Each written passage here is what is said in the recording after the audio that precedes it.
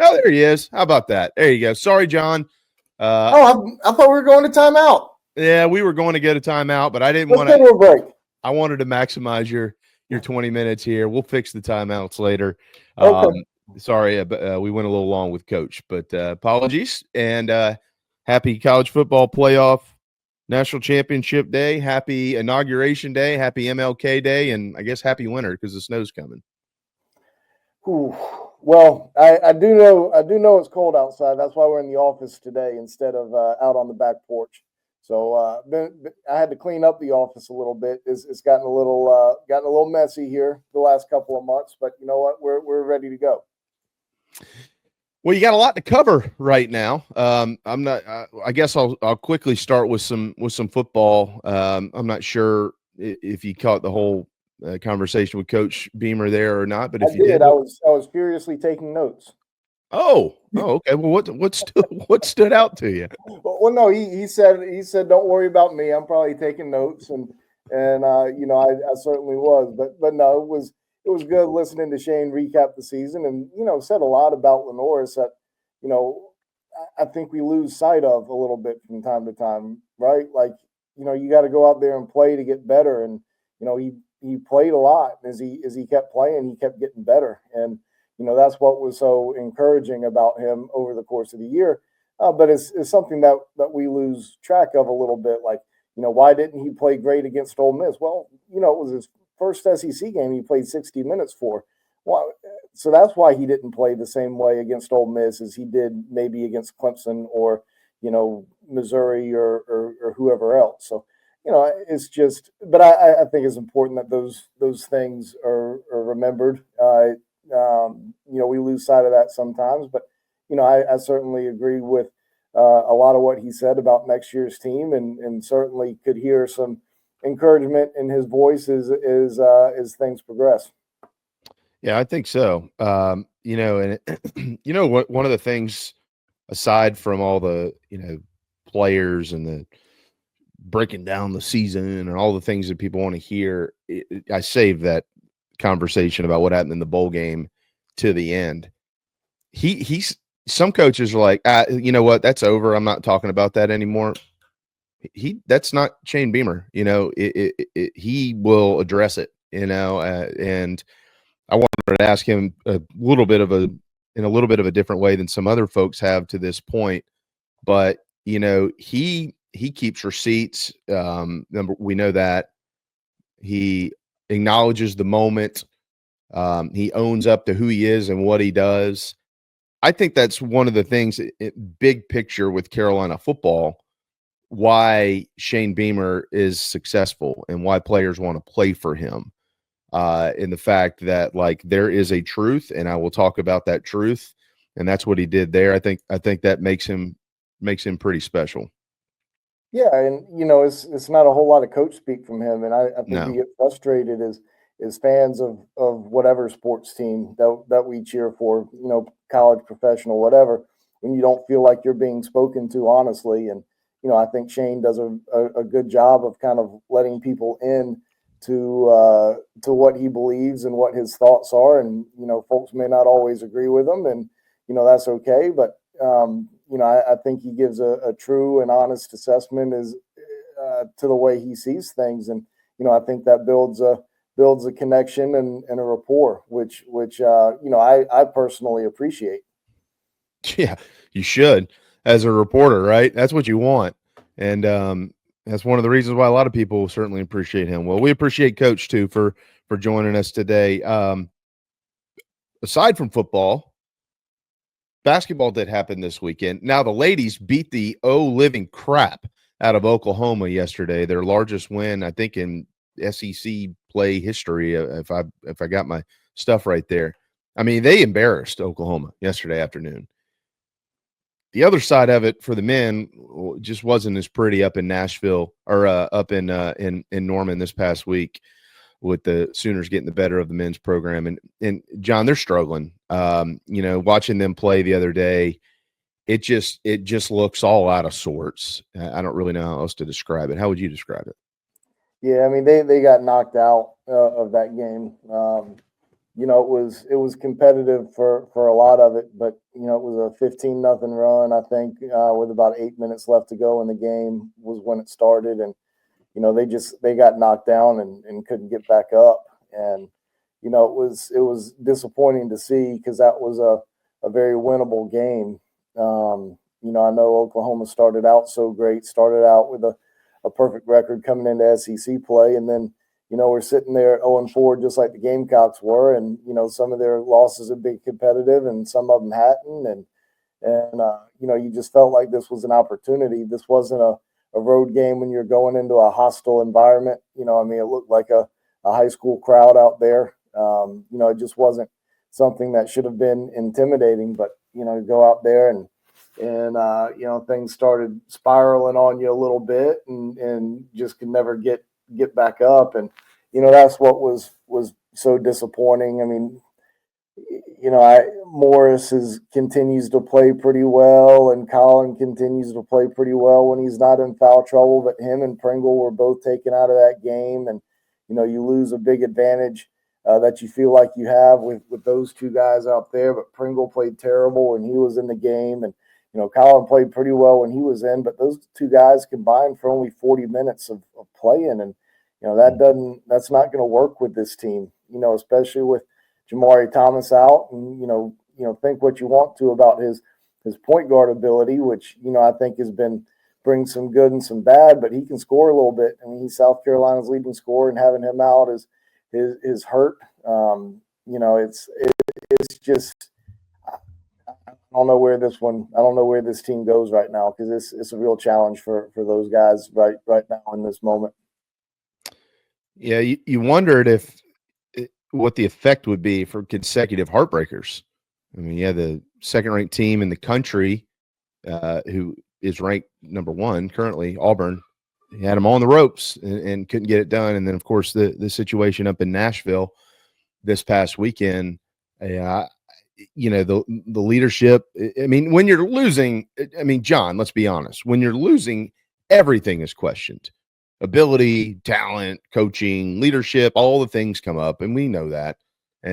But the teams that are able to kind of, as Coach Beamer just talked about a minute ago, they figure out how to get rid of this, block it out. Generally, they can advance. The issue at hand here, though, is the league. There just isn't, like, you can do everything you want to do. You can break it up however you want to break it up, John. I mean, you do whatever you want. Oh, well, this stretch here looks winnable. Whatever. I mean, every single team in the SEC is good. Even the teams that are 1-4, there is one other team that's 0-5 in conference play. That's John Calipari's Hogs. They ain't happy in Fayetteville. But even the teams that are struggling out of the gate in SEC play, they're still uberly talented and can beat the crap out of you in any moment. So I this challenge that's in front of Coach Paris and Kerry Rich and all those guys on that staff, just phenomenal guys, great basketball minds. They didn't forget how to coach or anything like that. But the challenge here to keep this program competing week in and week out might be the biggest challenge he's had since he's been at South Carolina. Yeah, and it's tough. And you got two of your more experienced guys, who are out right now, with Thomas and Miles Studi, who's been around SEC basketball a really long time when you add in his Vanderbilt team. But, we talked about, over the course of the football season, to equate it back to that. And, Shane mentioned this too earlier when he was on with you, was, a big deal is having older guys and having some maturity when times are getting tough. And, he mentioned some of the old guys on defense, Demetrius Knight and Kyle Kennard and whoever else, because all these guys are old and mentally mature and have been through it all. South Carolina's fairly old from a basketball standpoint, but they've got a lot of young guys who are trying to take on different roles too. You look at Morris Ugasuk, who's played a lot better. Colin's still a sophomore, even though he's played a lot of basketball. But there's some of these guys who have played a lot who just aren't playing great. Whether it's Zach Davis or Nick Pringle or Jacoby Wright, who's been really hot and cold, hit and miss.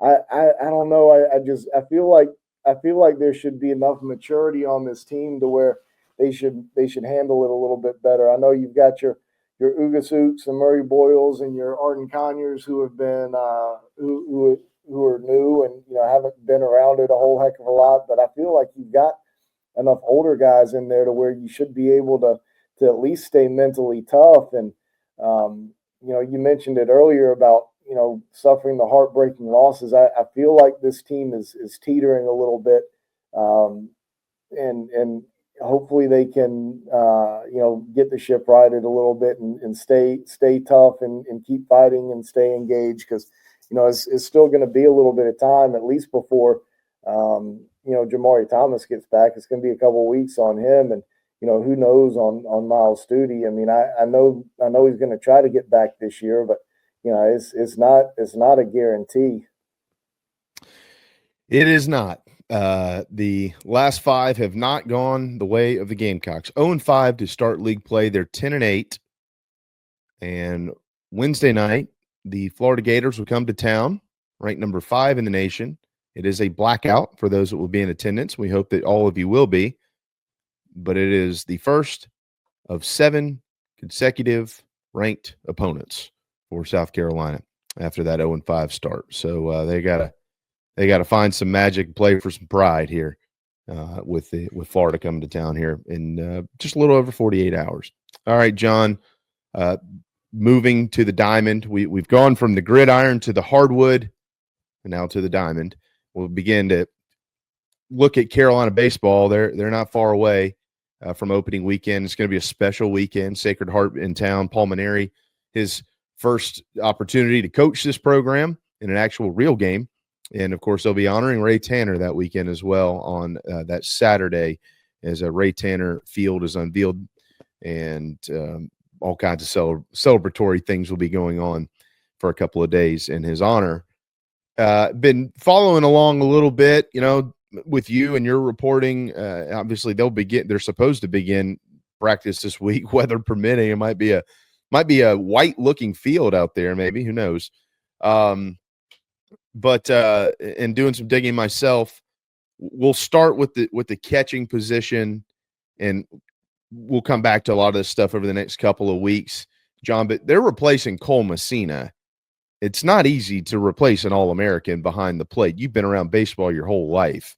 If there's any position where it's hard the hardest position I think in baseball to do it is there at the catcher position, especially one who can hit like he could. So what are their options?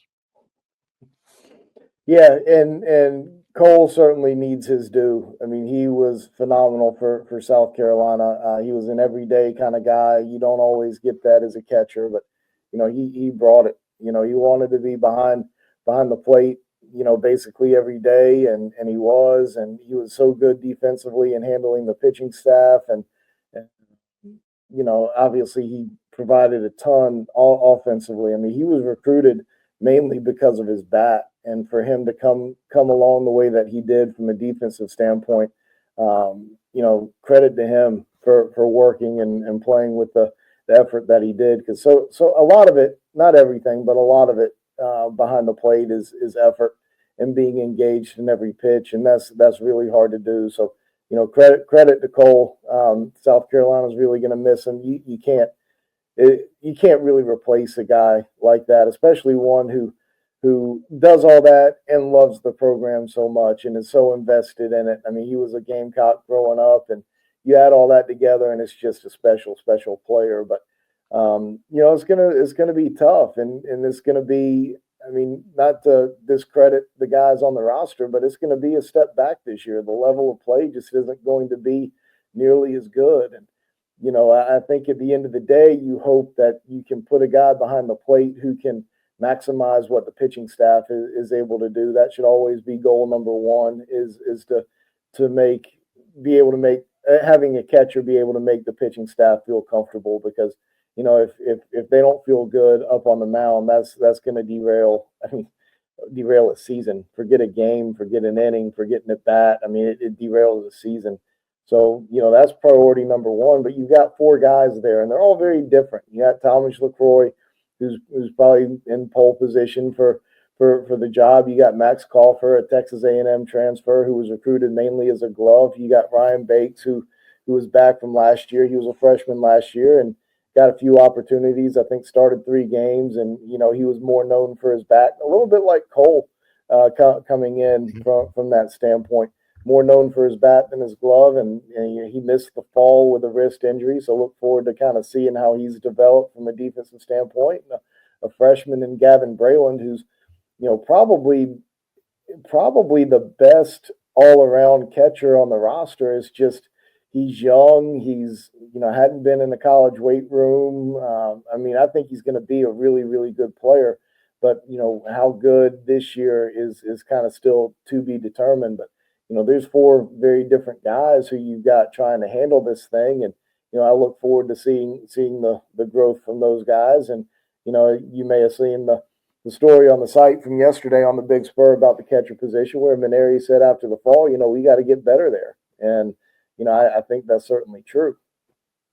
Yeah, it's going to be something to monitor. There's no doubt. I like the staff. I mean, they've got arms, but you got to have somebody back there who can manage those guys, and it's going to be a big key, I think, to the success of the season. John, we'll let you run on that note. A little bit shorter this week, obviously. We're not going to have Shane every month.